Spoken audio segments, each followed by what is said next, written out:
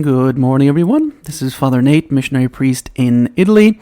Today is Sunday, January 5th of 2025. Happy belated New Year to everyone. And today we're celebrating the Epiphany of the Lord. And for that reason, the Gospel comes to us from the Gospel according to Matthew, chapter 2, verses 1 through 12. When Jesus was born in Bethlehem of Judea, in the days of King Herod, behold, magi from the east arrived in Jerusalem, saying, "Where is the newborn King of the Jews? We saw his star at its rising, and have come to do him homage." When King Herod heard this, he was greatly troubled, and all Jerusalem with him. Assembling all the chief priests and the scribes of the people, he inquired of them where the Christ was to be born. They said to him, "In Bethlehem of Judea, for thus it has been written through the prophet, and you, Bethlehem, land of Judah, are by no means least among the rulers of Judah, since from you shall come a ruler, who is to shepherd my people Israel." Then Herod called the magi secretly, and ascertained from them the time of the star's appearance. He sent them to Bethlehem and said, "Go and search diligently for the child. When you have found him, bring me word, that I too may go and do him homage." After their audience with the king, they set out. And behold, the star that they had seen at its rising preceded them, until it came and stopped over the place where the child was.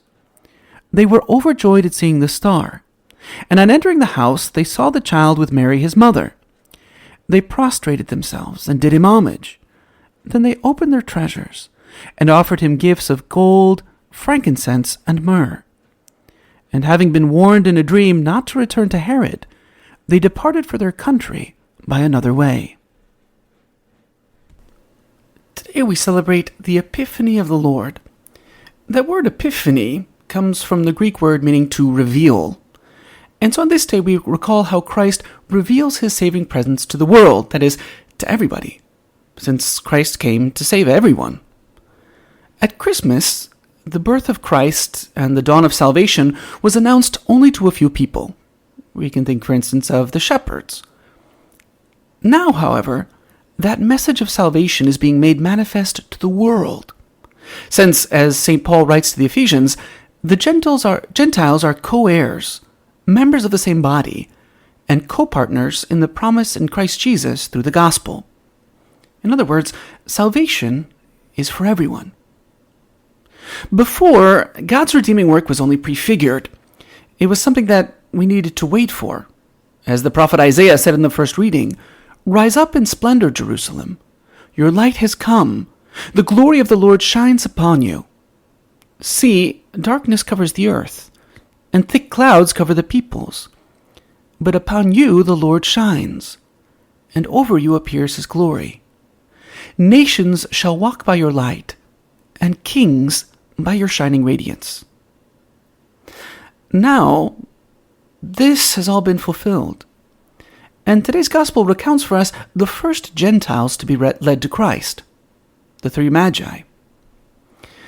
Now, as we celebrate this grace feast, we can consider three interactions, three communications that take place in the gospel. We have the magi being called by God.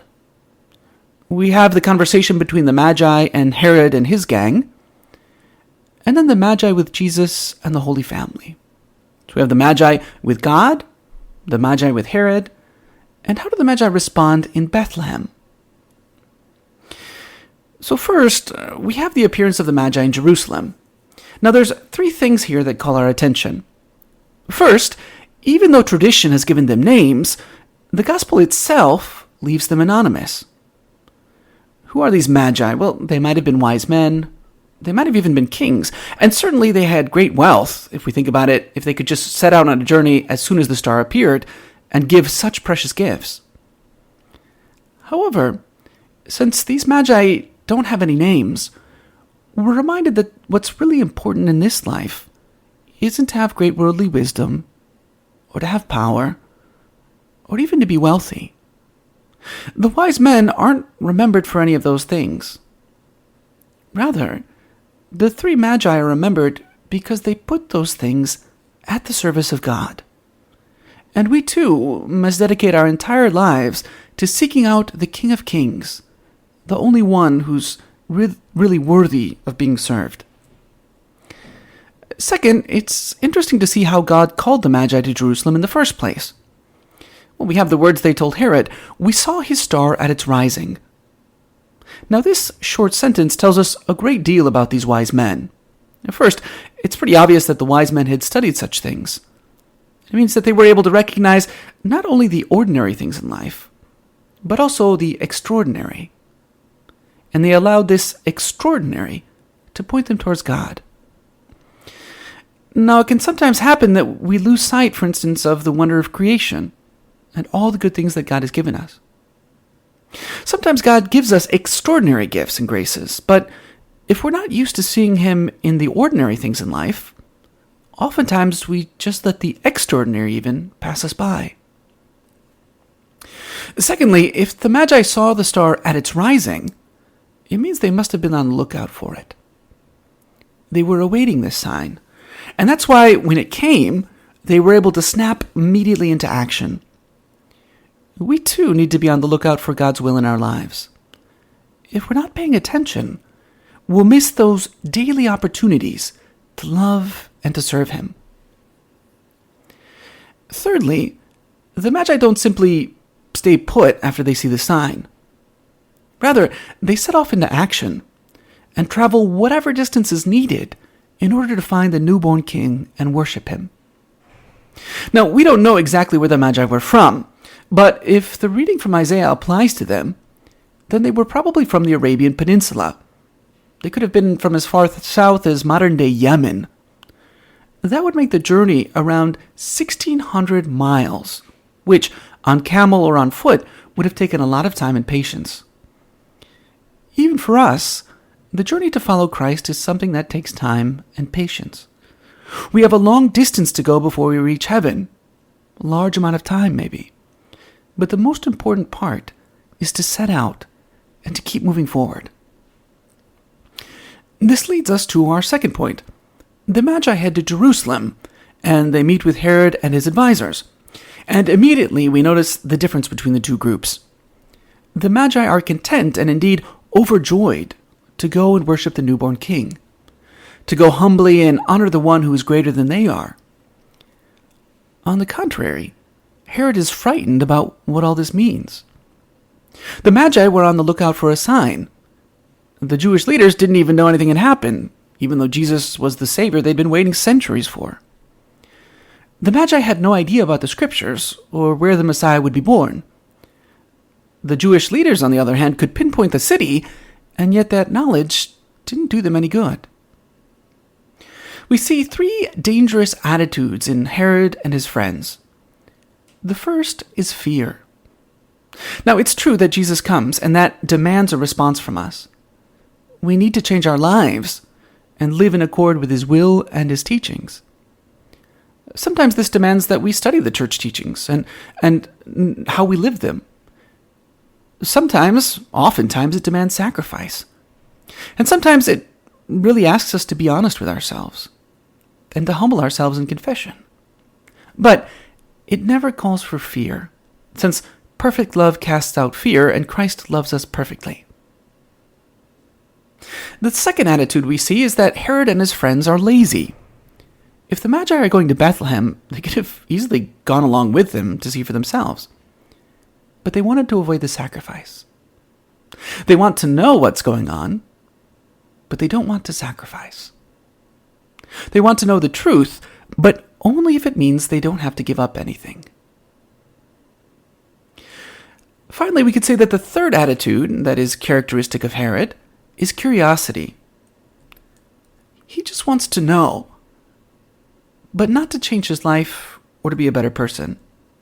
He'll know the truth if only it really doesn't affect him. The problem is this: curiosity about Jesus, theories about Jesus Christ, and just talk about Jesus Christ doesn't help. That's not what brings salvation. What brings salvation is living our lives in love and trust and in conformity with Christ's will. We see the right attitude towards Christ exemplified in the way the Magi respond when they finally find him. Matthew tells us that they prostrated themselves and did him homage. Literally what he says is they kissed the ground in front of him. Then they opened their treasures and offered him gifts of gold, frankincense, and myrrh. The Magi sought the newborn king with all their hearts, and when they found him, they worshiped him and gave him the very best they had to offer. Gold to show that the child was a king, frankincense to show that he is God, and myrrh used for burial to show that he would die for us. Today, the church places before us the two options for our lives. We get to decide how we celebrate Christmas now and throughout the year. Do we follow the example of Herod and refuse to make the efforts we need in order to change our lives, be it going to confession or giving up some bad habit, breaking some vice? Or do we follow the example of the Magi by humbly seeking Christ, especially in confession, by laying down our lives for Christ, by living a life of sacrifice for our spouses, our children, our friends and family? Do we seek Christ in the midst of our daily activities, knowing that these things, just like the star, point to his presence among us? As the Christmas season approaches its end, let's ask through the intercession of Mary, the Mother of God, for the grace to follow the example of the Magi and to really seek the Lord while he may be found.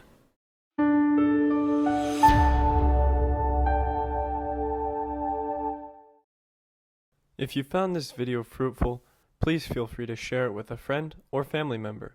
Or if you would like to learn more about our missionary priests throughout the world and how to support them, please visit iveamerica.org. Thank you for watching, and God bless.